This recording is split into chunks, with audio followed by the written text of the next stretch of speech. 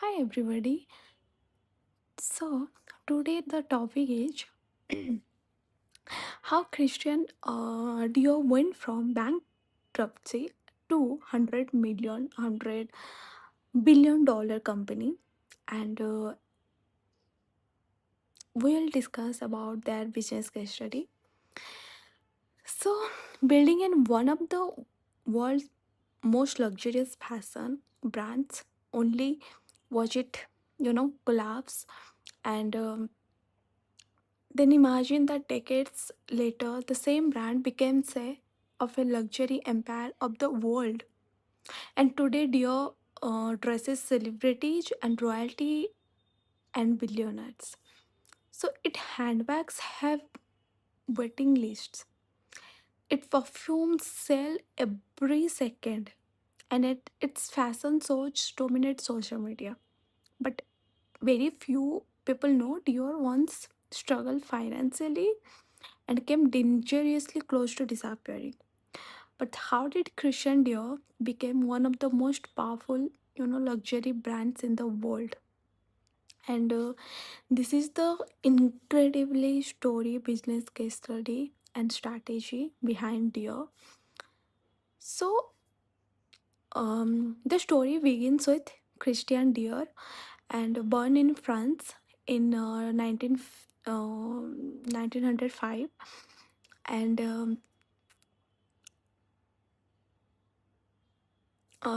his family was uh, wealthy because of successful fertilizer business, and Christian dreamed of becoming an architect, but instead he fell in love with art and fashion. So his parents eventually supported him, like opening a art gallery.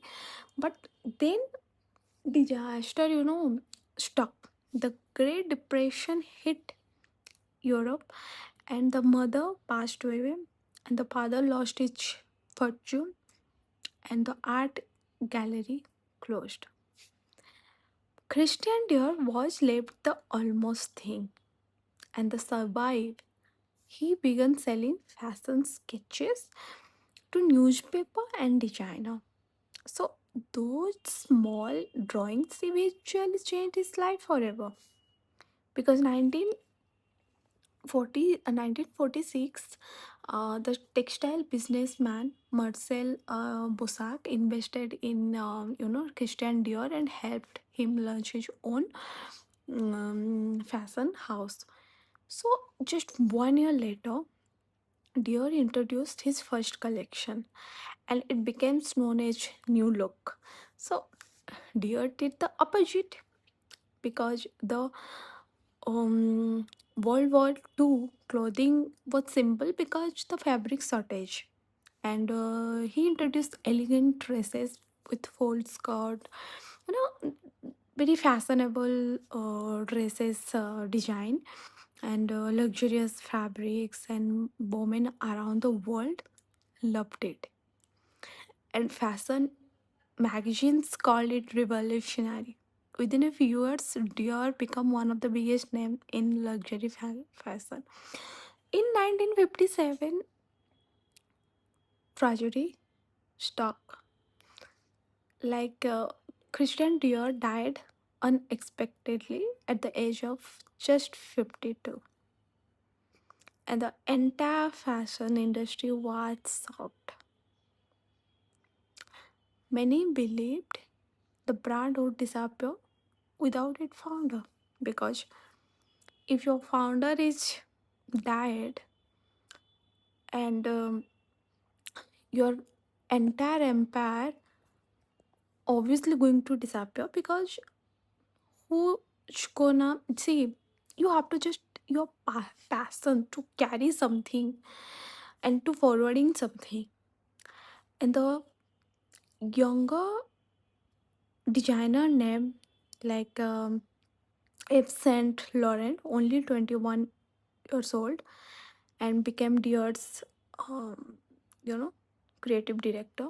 And although talented, he faced enormous pressure, because Later, due to business challenges, leadership challenges, the brand experienced difficulty years and lost some of its momentum. It becomes Dior's golden era was over. But the biggest, comebacks was still to come. Like one of the um, Burak business, like they did not want to stop that business because they had employed 2000 employee. It would become like unemployment, and it also would impact on government. So one of the biggest turning points when Dior became closely with LVMH, world's largest luxury goods group. So this gave the brand access to global resources and the world class manufacturing, retail expertise, marketing power. When something add to your product luxury goods, so it become powerful. If it becomes a foreign country a luxury goods, then obviously the world gonna crazy about this. So instead of opening alone, Dior became part of luxury ecosystem, and the strategy was very simple. Like scarcity creates desire. Like Dior does not try sell products to everyone because it limits availability. Many handbags are difficult to obtain. Some collection are available only in selected boutiques, and all collections are not available in all boutiques, all shops, because all showrooms, because somewhere all have own their collection, or all have their unique luxury is built exclusively. So selling emotion, the strategy was very clear, like selling emotion, not products. I always said the product, it's if you are going to you if you are want to grow and you want to start a business with product, then your product has to be very solid in terms of selling emotion. Because when people it comes to fashion, and see, I always say luxury brands are, you know it it is like only normal. If you are going to buy a normal bag, then it's like only, it's maybe its product will be almost same. But the thing is, when it name luxury goods, so that so always people think uh, another mindset, like Dior is not selling handbags, it's selling status. I um always say, and it is not selling perfume, it's selling confidence and aspiration. Every advertisement tells a story, elegance, and beauty, success. So customer buy the feelings of comes with the brand.